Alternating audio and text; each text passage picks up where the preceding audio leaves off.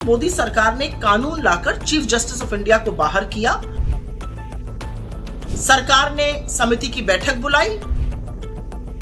राहुल गांधी जी जो नेता प्रतिपक्ष है, उन्होंने मुस्तैदी से कहा कि क्योंकि सुप्रीम कोर्ट इस मामले की सुनवाई करने जा रहा है, हमें उसका इंतजार करना चाहिए। सुप्रीम कोर्ट का एक फैसला आया और उस फैसले के अकॉर्डिंग इस देश के मुख्य चुनाव आयुक्त की नियुक्ति जिस पैनल को करनी है, उसमें प्रधानमंत्री, नेता प्रतिपक्ष और चीफ जस्टिस ऑफ इंडिया को रहना था।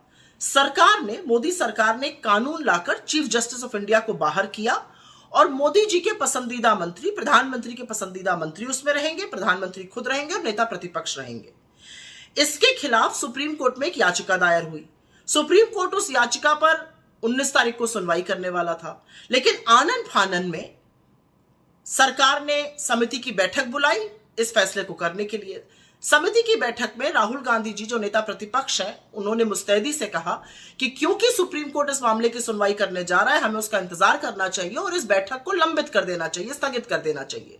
लेकिन उनके सुझाव को नरेंद्र मोदी और अमित शाह ने खारिज कर दिया और आधी रात को ज्ञानेश कुमार को इस देश का मुख्य चुनाव आयुक्त नियुक्त कर दिया गया। डिसेंट नोट नेता प्रतिपक्ष राहुल गांधी जी ने इसमें दिया था। सब जानते हैं ज्ञानेश कुमार जी अमित शाह जी के बड़े पसंदीदा नौकरशाह रहे हैं। सवाल एक है, असल में सवाल दो हैं, और सवाल यह है कि ऐसी क्या जल्दी थी? अगर सुप्रीम कोर्ट इस मामले को सुन रहा था तो उसकी सुनवाई हो जाने देते, फिर नियुक्ति करते। ऐसी क्या दिक्कत थी चीफ जस्टिस ऑफ इंडिया के रहते हुए कि उनको निकालकर मंत्री को एक डाला गया, जिससे कि फैसला 2:1 रहे, जो सरकार चाहेगी उसी की नियुक्ति होगी।